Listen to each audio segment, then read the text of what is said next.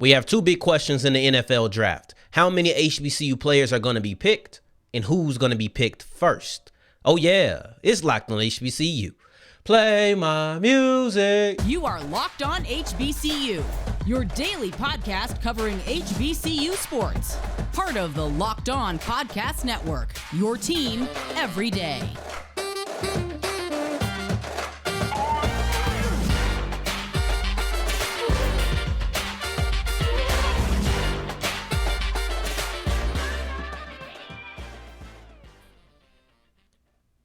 What's going on, family? Welcome back to another episode of the Locked On HBCU podcast, your number one daily one-stop shop for everything HBCU athletics, Monday through Friday, part of the Locked On Podcast Network, your team every day. And now, of course, Sam Darian Gray, a.k.a. the Mouth of the South, Texas Southern alum and former TSU Herald Sports editor. Thank you for going on this journey with me, making Locked On HBCU your first listen of the day every day. And remember, just because the mic cuts off does not mean that the journey is over. Just means it's time to follow me on Twitter at South Exclusives. I've never missed that way. At South Exclusives, you can catch it on the bottom of the screen. But if you're on the audio side of things, don't forget the S on the end. And today's episode is brought to you by FanDuel. FanDuel is the official sports book of the Locked On Podcast Network. Visit today at FanDuel.com/LockedOn to make every moment more.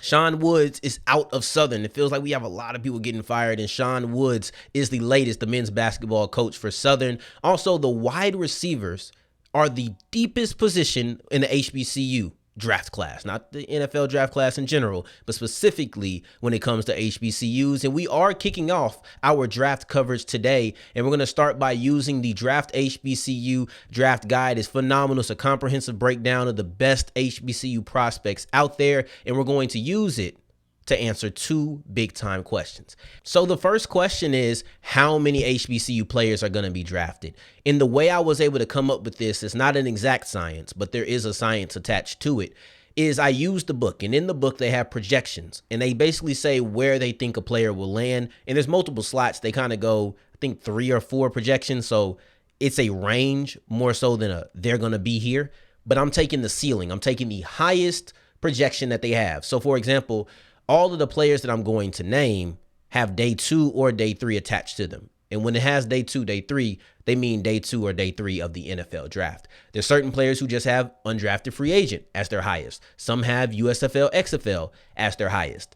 The 10 players, yes, there's going to be 10 players that I name.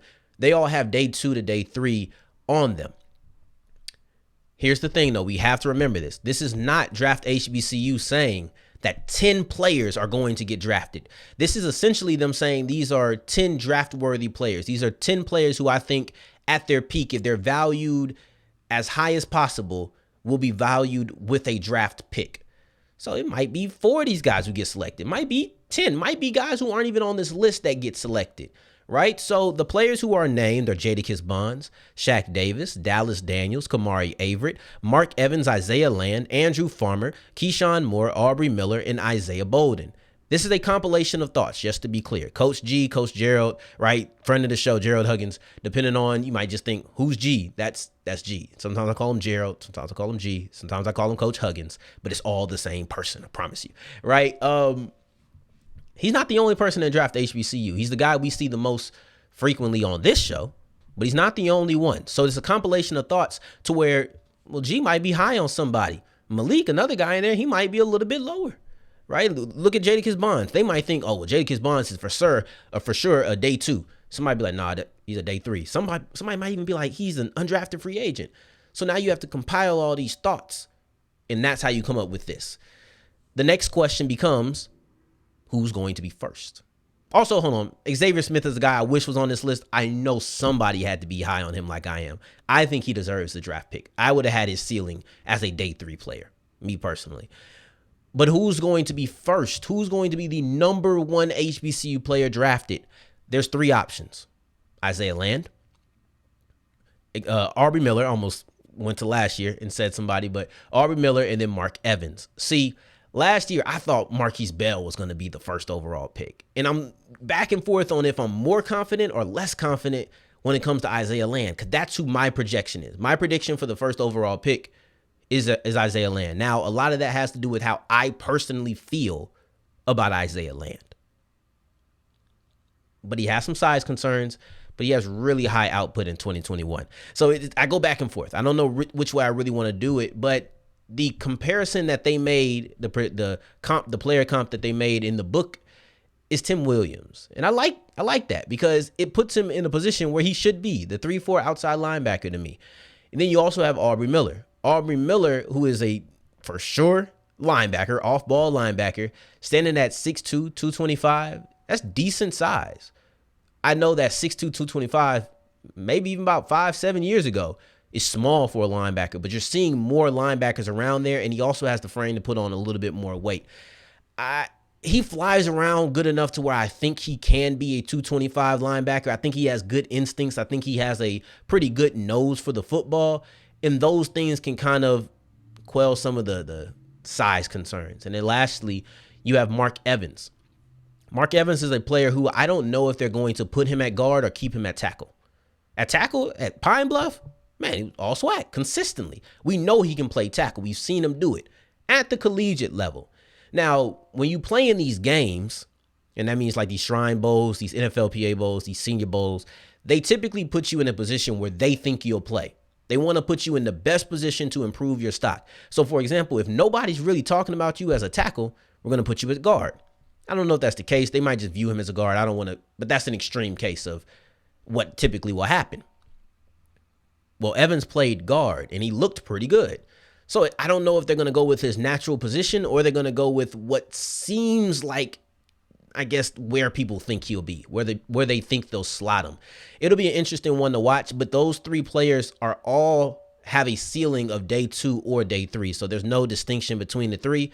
It's just three players who could be a third or a second, I'll say a second to a 7th round pick, right? That's it. That's the top three. If there was one player who I thought was a sneaky guy to be in there as the first overall HBCU player, it would be Jadakis Bonds out of Hampton, the wide receiver who highlights this class that I believe is the deepest. I'll explain his strengths and then also why this class is so deep as we continue with Locked on HBCU.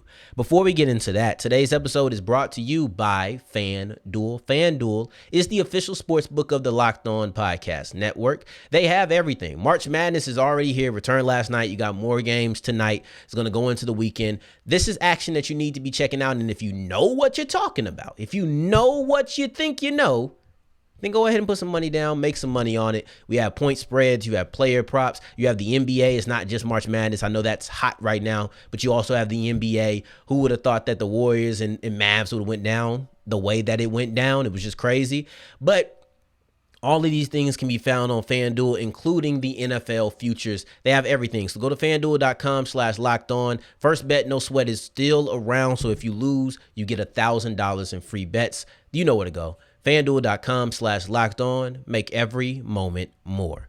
And as we continue rolling on today's episode of Locked on HBCU, I appreciate you for making us your first listen of the day every day. For your second listen of the day, make sure you're checking out Locked On College. Basketball is everything you need around the sport in one place, 30 minutes or less. And then also you can get on YouTube. You can get on Apple, Spotify, wherever you get your podcast. Whichever way you want to listen or watch, doesn't matter. It's all there. Just go ahead and check them out. We already have answered 2 big-time questions. How many HBCU players will get drafted at max? We're going big scale, right? Most optimistic view of it. And then also, who could be the first overall player? We have 3 selections for that. Enough of the questions, but here's an observation. The wide receivers are the deepest class in the HBCU draft. And I don't want to say HBCU draft, but the deepest position in the HBCU class in the draft. And the book backs that up. Right? There's more HBCU wide receivers than any other position in that book. And it's important to remember, this isn't just, oh, these are the draft eligible players. It's also, these are the best draft eligible players.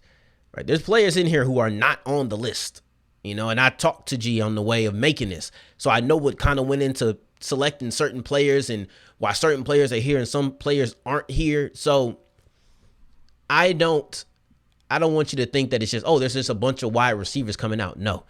I always said that 2022 was kind of the year of the running back in the HBCU seasons and playing football. But the draft in 2023, that's the year of the wide receiver. See, it's kind of funny to say that because a lot of people don't view this wide receiver class as strong college-wide. Because over the last couple of years, it was like, man, this was the greatest wide receiver class ever. This was the greatest wide receiver class ever. And I don't think it has that top-level talent that people are looking for. Maybe it's the middle. But I really think that the HBCU wide receivers have a good mix of high-level talent and then also depth. So you're looking at a guy like Jadakis Bonds, who I just said could be a sneaky look for first HBCU player drafted. It wouldn't shock me. I think he has the size. I think he has the production. I think he has the capabilities and skill set to warrant that. You know, he stands tall. He's a deep threat. He can stretch the field. He has good hands. He uses his body well in the red zone and also just on deep balls, tracking and high pointing. He does everything really well. I like Jadakis Bonds a lot. There's another player that I'm quite enamored with when it comes to just his scouting profile, and that's Xavier Smith. He's a player who I've talked about. You've heard me talk about him. I think he's going to be dangerous. I think if he lands in the right spot, this is dynamite. I think if he lands in the right spot, it wouldn't be shocking to see this be the best HBCU player to come out of this draft class. And for a guy who some people don't even know if is going to get drafted, I understand how that might be a tad bit hyperbolic, you know, but I just think his skill set is so dynamic. If he ended in somewhere like the Chiefs or somewhere in a McVay Shanahan system, right? Shanahan McVay, because Shanahan comes first. That's a thing for me. But in a Shanahan McVay system where he can be a guy who's all around, I think Xavier Smith will be deadly. He has the production. Of course, he doesn't have. He has a very similar path as Jadakis Bonds. All MEAC wide receiver, all SWAC wide receiver. For Bonds, he was an all Big South wide receiver, all CAA wide receiver. So both of them have excelled in two conferences. The only thing that Xavier Smith does not have is size. That's it. But he is so dynamic to me, and those two are the best two for me. Those are my favorites. But then you have players like Shaq Davis, who's going to come in, and his size, speed combination, I think will get him to a camp alone. I agree with the estimation that he'll be a draft pick as a ceiling. I do think he'll be a UDFA at the worst. You know, Dallas Daniels is somebody who I hear a lot of good things about, and I thought he had a pretty solid week of practice at the Shrine Bowl. So that's 4 wide receivers. You see it when I talk about the depth of this position. I'm talking about how many wide receivers were invited to some of the post-draft or pre-draft bowls. You had 3 of them: Bonds, Davis, Daniels, all of them invited. Most of any position at the HBCU landscape. I like these guys. And you have Xavier Smith. If you want to relegate Xavier Smith to 4th, mostly probably due to his size, or maybe that's just you have him 4th. If Xavier Smith is the 4th best wide receiver, the HBCU wide receiver class is pretty strong. I like it. High level talent, depth, players who can be drafted, undrafted, USFL to XFL players. They have everybody, man. I'll go through one more time just to explain how high profile they are. Bonds, Davis, and Daniels were all invited to the East-West Shrine Bowl. Xavier Smith was the star of the HBCU Combine. He was the offensive star of the HBCU Legacy Bowl, and that makes up your top 4. All 4 of these guys are relatively high-profile players, and that's why I love this class, this position so much within this class. And as we continue with Locked On HBCU, we're going to explore Sean Woods' tenure at Southern because it's over. He's been fired, and I think a big reason was the hot start to this year, but the epic collapse to end it. Before we do that, today's episode is brought to you by Built Bar. Built Bar is the #1 protein bar on the market, bar none. And y'all know what I call it, the Swiss Army knife for protein bars. I've been trying to work out more. I've been trying to change some days consistently together. That's the problem. But Built Bar was able to get me out there for day #1.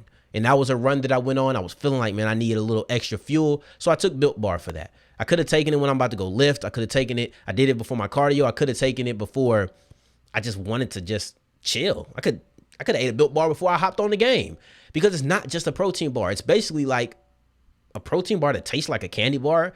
Is good for you while also being absolutely delicious. Go to BuiltMarchMadness.com to vote your favorite Built Bar. And You're going to be entered because you're going to be able to win a free 12-month supply. Only one person, one Locked On listener, will have the chance to win a free 12-month supply of the best variety of Built bars that Built has to offer. And as we're wrapping up today's episode of Locked On HBCU, thank you for making us your first listen of the day and making it all the way to segment 3, Thank you 2 times for that. And Sean Woods is no longer the Southern head men's basketball coach. And honestly, he was kind of doomed by a collapse this year, but that ain't the only reason he was fired. Not at all. Now, Southern came into this season with expectations. Southern was second place, or predicted to be second place in the SWAC by their preseason poll. So you already think they're going to be good. Then they come out and it's kind of like confirmation bias where, all right, they are good. They knock off Texas Southern, who at the time, that was a high quality win. This is a midway through the year when we're questioning the Tigers. This is the first game of SWAC play where everybody feels like, oh, TSU is one of the squads to beat. Then you also beat Alcorn, one of the co-champions, and at that time was a pretty good team. You're looking at, and ended up being a pretty good team. I'm just saying they were already that at the point. We already respected them. Then you also beat Grambling, who I had already coined by that time the king or the class of HBCU basketball. Now, while you might have felt that was hyperbolic, that was an exaggeration, you might not have felt they had earned that title completely, there was no taking away from the fact that Grambling had won some pretty good out-of-conference games. They had a good start to the season, not just SWAC play, but to the season. So that's teams that all were regarded pretty highly. Texas Southern, Alcorn, already regarded highly coming into the season. Grambling had earned the right to be regarded highly. Matter of fact, that game, if I'm not mistaken, was played for first place. And Southern beat all of those guys. It felt great. It felt like this was the year. It felt like this was the year that Southern was going to be special. And it just wasn't. It felt like the year that Southern was going to make some real noise, and they didn't. And that's kind of not a pattern, but the idea of not really making noise is kind of constant. And you end up losing, or you go 3-6 in the month of February and March in the regular season. Then you lose your first conference tournament game. That's an absolute collapse. You went from being first place to being fourth place.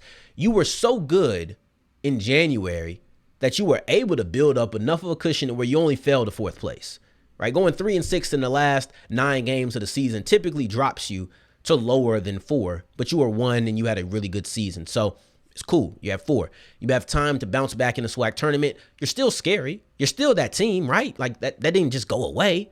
You were always that team. But you bounced in the first round, so you weren't really that squad. And now you kind of have to side-eye everything that's happened. It's like I told you. They got rid of Sean Woods. Probably a big part of it had to do with the collapse at the end of this season. 3-6 in the last 9 games, 3-7 if you include the tournament game. That's just unacceptable. But it's not as if Sean was just out here killing it before.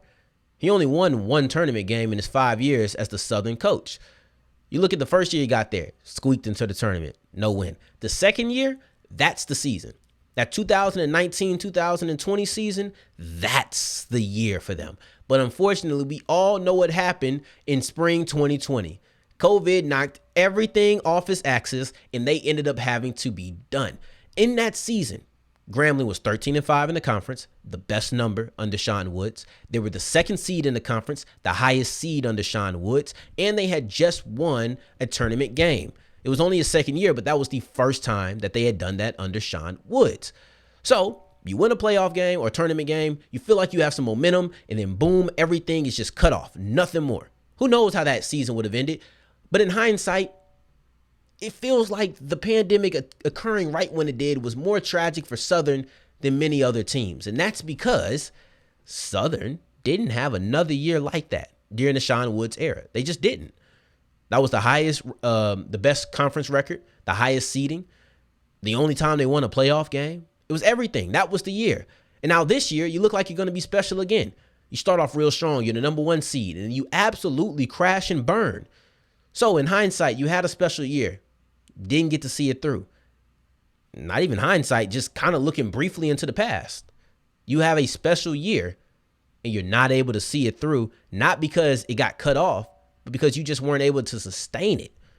That's a tough one. But it's a big reason on why Sean Woods got fired. I appreciate you for making us your first listen of the day. Every day for your second listen, make sure you're checking out Locked On College Basketball for everything you need around the sport in one place. And then also, do not forget, we're going to be back Monday. We're going to carry over and continue talking draft and spring games because we have our first spring games just next Saturday. Next Saturday, April 1st. In the meantime, in between time, if you're looking for me, you can find me on Twitter at South Exclusives. You see it. Until the next time that we hear each other, family, take care, stay blessed. Peace.